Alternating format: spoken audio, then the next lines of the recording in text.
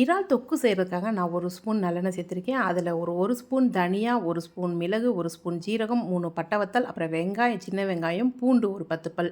இதெல்லாம் போட்டு நல்லா வதக்கிக்கணும். ஃபஸ்ட்டு அதெல்லாம் ஃப்ரை ஆனவுடனே வெங்காயம், பூண்டு போட்டு அதுக்கப்புறமா தக்காளி ஒரு 5 தக்காளி சேர்த்துருக்கேன். ஏன்னா குட்டி குட்டியாக இருக்கனால நான் 6, 7 தக்காளி போட்டிருக்கேங்க. நீங்கள் ஒரு 4 தக்காளி போட்டிங்கன்னா கூட போதும் பெருசாக இருந்தால்.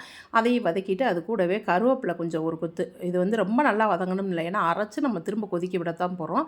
இப்போ ஒரு துண்டு இஞ்சியும் அதில் சேர்த்துருக்கேன். மல்லித்தூள் 1 ஸ்பூன், அப்புறம் ஒரு 1/2 ஸ்பூன் வந்து காஷ்மீரி சில்லி. இது எதுக்காக இதில் இப்படி சேர்க்கணும் அப்படின்னா, நம்ம நல்லா பேஸ்ட்டு கிடைக்கும்போது கலர் கிடைக்கும். அதுக்காக தேங்காய் ஒரு 1/2 மூடி போட்டிருக்கேங்க. மல்லி இலை எல்லாம் வதக்கிட்டு அரைச்சி எடுத்துக்கணும். இப்போ அதே கடாயில் 1 ஸ்பூன் எண்ணெய் ஊற்றி சோம்பு போட்டு தாளித்து வெங்காயம், பூண்டு, பச்சை மிளகாய் 1 எல்லாத்தையும் நல்லா வதக்குங்க. இது நம்ம கிரேவி எவ்வளோ தேவையோ அதுக்கு தகுந்தாப்பில் போட்டுக்கலாம். எல்லாம் வதக்குன பின்னாடி திரும்பவும் நான் குழம்பு மிளகாத்தூள் 1 ஸ்பூன் போடுறேன். இப்போ இது தேவையா அப்படின்னா தேவைதாங்க. போட்டால் தான் அந்த கலரும் சூப்பராக இருக்கும், கிரேவியோட டேஸ்ட்டும் சூப்பராக இருக்கும். வெறும் நீங்கள் அரைச்சி மட்டும் வைக்கிறத விட இந்த மாதிரி செஞ்சு பாருங்கள், நல்லாயிருக்கும்.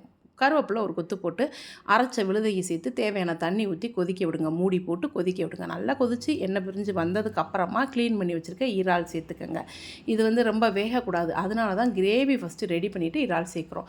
ஒரு 5 நிமிஷம் 7 நிமிஷம் அதுதான் டைம். இதுக்கு மேலே விட்டோம்னா அப்படியே ரப்பர் மாதிரி ஆயிரும். அது நிறைய எல்லாருக்கும் தெரிஞ்ச விஷயந்தான்.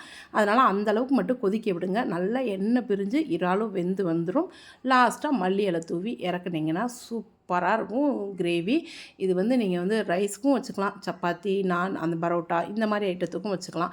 நான் கொஞ்சம் வந்து ரொம்ப திக்காக இல்லாமல் ஓரளவுக்கு கிரேவி கன்சிஸ்டன்சி தான் இருக்கும். உங்களுக்கு வந்து திக்காக வேணும், ரசத்துக்கு தொட்டுக்கிற மாதிரி வேணும் அப்படின்னா இன்னும் நல்லா வற்ற விட்டு எடுத்திங்கன்னா அட்டகாசமாக இருக்கும்.